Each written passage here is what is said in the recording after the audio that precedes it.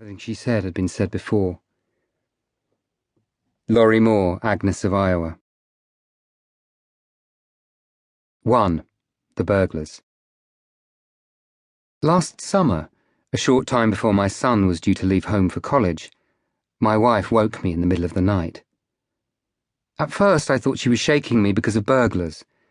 Since moving to the country, my wife had developed a tendency to jerk awake at every creak and groan and rustle. I'd try to reassure her. It's the radiators, I'd say. It's the joists contracting or expanding. It's foxes. Yes, foxes taking the laptop, she'd say. Foxes taking the keys to the car, and we'd lie and listen some more. There was always the panic button by the side of our bed, but I could never imagine pressing it in case the alarm disturbed someone, say, a burglar, for instance. I am not a particularly courageous man, not physically imposing, but on this particular night I noted the time, a little after 4, sighed, yawned, and went downstairs. I stepped over our useless dog, padded from room to room, checked windows and doors, then climbed the stairs once more. Everything's fine, I said. Probably just air in the water pipes. What are you talking about? Said Connie, sitting up now. It's fine, no sign of burglars. I didn't say anything about burglars. I said I think our marriage has run its course. Douglas, I think I want to leave you. I sat for a moment on the edge of our bed. Well, at least it's not burglars, I said, though neither of us smiled, and we did not get back to sleep that night. 2. Douglas Timothy Petersen.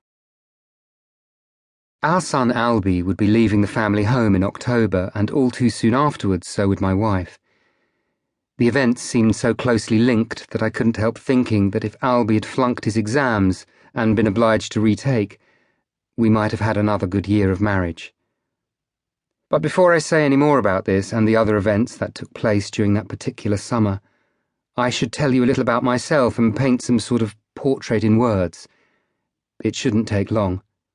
My name is Douglas Petersen, and I am 54 years old. You see that intriguing final E in the Petersen. I'm told it's the legacy of some Scandinavian heritage, some great-grandfather, though I have never been to and have no interesting stories to tell about Scandinavia. Traditionally, Scandinavians are a fair, handsome, hearty, and uninhibited people, and I am none of those things. I am English. My parents, both deceased now, raised me in Ipswich. My father a doctor, my mother a teacher of biology. Douglas came from her nostalgic affection for Douglas Fairbanks, the Hollywood idol, so there's another red herring right there. Attempts have been made over the years to refer to me as Doug, or Dougie, or Doogie. My sister Karen, self-proclaimed possessor of the Petersen soul big personality, calls me D, Big D, the D-ster, or Professor D, which, she says, would be my name in prison. But none of these have stuck, and I remain Douglas. My middle name, incidentally, is Timothy, but it's not a name that serves anyone particularly well. Douglas Timothy Petersen. I am, by training, a biochemist. Appearance. My wife, when we first met and felt compelled to talk constantly about each other's faces and personalities and what we loved about each other and all of that routine, once told me that I had a perfectly fine face, and seeing my disappointment quickly added that I had really kind eyes, whatever that meant.